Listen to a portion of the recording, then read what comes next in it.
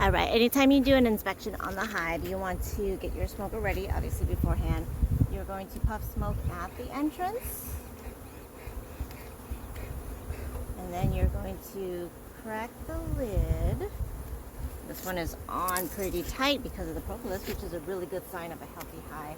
So you just want to pop it up real quick with your hive tool. Puff some smoke at the top. Put the lid back down. Be careful not to squish any bees. You'll wait about 10 seconds before you lift the lid.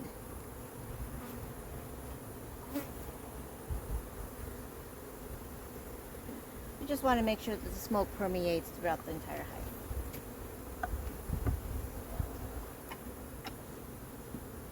Down here. As I'm checking this hive, I'm going to be moving them into this box because it looks like they are pretty full, so you want to give them enough more room in their current hive. If you don't give them enough room, they'll think that it's time to swarm off, and that's what we don't want. So here's a look at the hive. You see that all 5 frames have been built out, so they are ready to be moved. So I'm going to check the lid real quick. With the bees on the lid, I just want to make sure that the queen is not on here. Most of the time she's going to be buried inside because queens are photophobic. They don't like sunlight, but once in a great while I have found queens on the lid, so now as a matter of habit I always check. So right now I'm just going to remove 3 of the frames to give myself a little bit more room. I'm going to put the lid directly into the new box.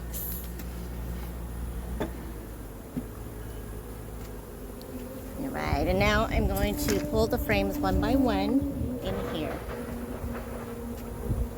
I'm going to give them a little bit more puff of smoke because they're gathering at the top again. The smoke is just to get them out of the way so I don't accidentally squish any of them while I'm trying to pull the lid up. I'm sorry, pull the frames up.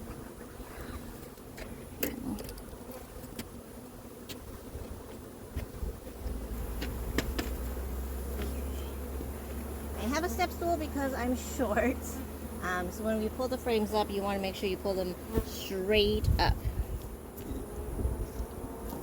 There we go.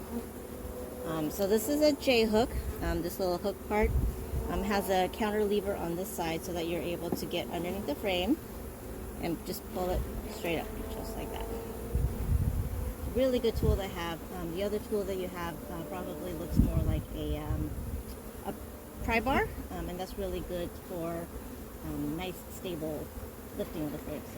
Again, you're going to lift it straight up and take a look. Oh my goodness. Look at this brood pattern. It's really strong, healthy, thriving, and most importantly, very friendly hive. So the frames are here. This does not have foundation, so you want to be very careful that you don't tilt it or lean it to the side because the comb may fall off the frame. So what you're going to do is you're going to check this side, and if you want to check the other side, you're going to put the frame perpendicular to you. You're going to rotate it, keeping the frame straight up and down, and then turn it to the side so that you can see the other side. So right now what I'm doing is, one, obviously I'm looking for brood, for the eggs, nectar, pollen, but I'm also making sure that if I see the queen, make sure that she gets transferred properly. Finding the queen is like trying to find a large needle in a stack of small needles, so you may or may not see her, but in a colony this small, chances are pretty high that you may be able to see her to confirm that she's moving over properly. Usually the first frame is the hardest to pull out, but luckily these girls built pretty straight, so they didn't have any problems pulling up the frame. So just a little bit more smoke. And as you're smoking, make sure that you only smoke the old box, never smoke the new box, because you want them to be, this to be quote unquote uninhabitable, and then this one to be nice and inviting. So you want to avoid smoking the new box, only the old box. Alright, once again, lift it straight up. Take a look. You may have some rubber bands still on the frames. Rubber bands was just to keep the frame up the old comb so that we can take them away properly. Okay. And this one, you see this all here light color comb. This is a brand new comb. There's a little bit of an overlap, which we don't like because this can cause cross comb. But since it's pretty contained, I don't want to disrupt them any more than I have to. So this here, the big bulbous ones right here, this is drone, the boy bees. And this here, this nice flat sheet, these are all girl bees, the worker bees. You don't necessarily need to be alarmed if you see drones. It is spring, summertime in San Diego, so drones are not uncommon. Fun fact, the drones will only go and mate with other people's queens, not their own. I don't know if the camera, the video could pick it up, but there's a lot of eggs here. It's an indicator that the queen has been in the hive recently. So if you don't see the queen, just make sure that you can see the eggs.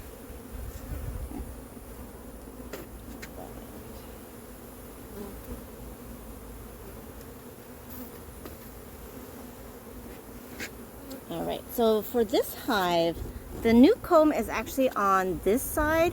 So what I'm going to do is I'm going to actually move this over so that the hive, I'm going to put them starting here, the older comb and the newer comb. It's more natural for them to have newer combs on the new side. So I want to replicate that just to make sure that this transition is not stressful for them at all. So I had pulled out the second frame. So this is the second frame here. And once I get to that, I'm going to pull this one frame and then put that right on the edge.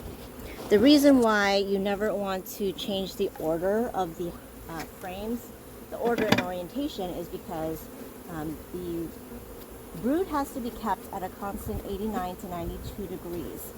So the way that the hive lays out their comb is just to make sure to maximize the thermodynamics. So you don't want to mess with that at all. So whatever order that they have them here, make sure you transfer the same order and the same orientation.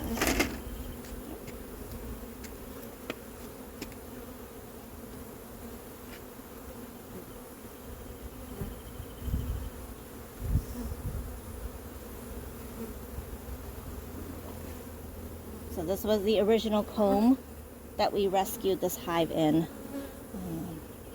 And it looks like it's a lot of glistening liquid in there. This is nectar. Nectar is about 20% sugar, 80% water. And the bees will use their wings to fan out and dry out that nectar. And once it reaches a proper level of fermentation, which is to be about 80% sugar and 20% water, that becomes honey, and that's what's going to keep forever. And that's the time that they're going to cap it off.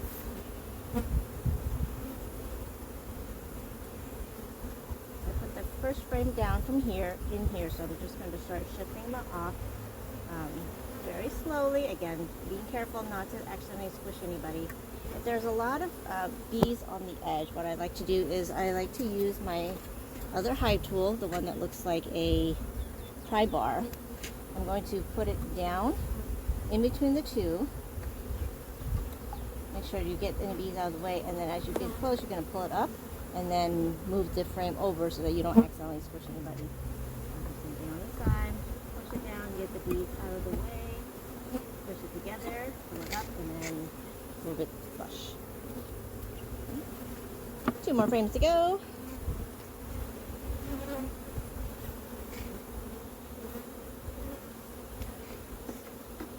These are so sweet, so mild-tempered. So here, the nice new frame, new comb. I keep on saying frame instead of comb. New comb, you know what I mean, right? Again, looking for the queen, and then, checking the overall health of the hive as I go. Those look pretty good. Lots of eggs in this new cell. So the queen is in here somewhere.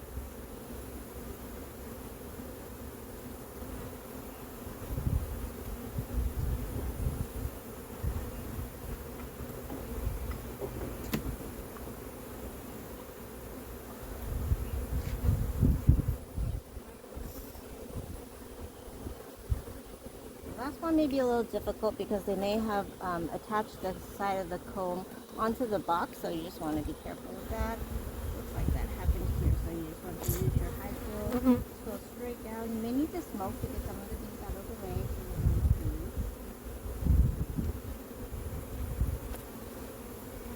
So let me move the camera so you can see. So right in there, they kind of attach the side of the comb to the side of the box. So I'm just going to kind of detach that gently. Then at this point, you'll need to use just a rubber band.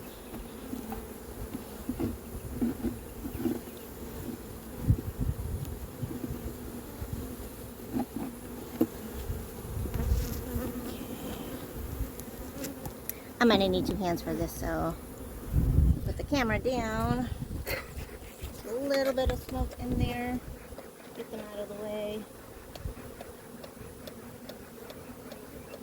The reason why you don't want to accidentally squish or kill any bees is that a bee that dies rather unexpectedly and quote-unquote violently, she will actually release a pheromone. I call it the avenge me pheromone, so that her sisters will smell that and say, oh my gosh, one of ours was in danger, and to go after whatever it is that endangered them. So you don't want that. All right, so that was all I could get. The rest of it is down there. It looks like it's all food. So it may be a little bit harder to frame up because it's a little messy. It's a little bit more fragile. So I'm going to shake these bees in there so I can have a clean frame without bees to work with. And then I'm going to try to frame up the comb that fell. And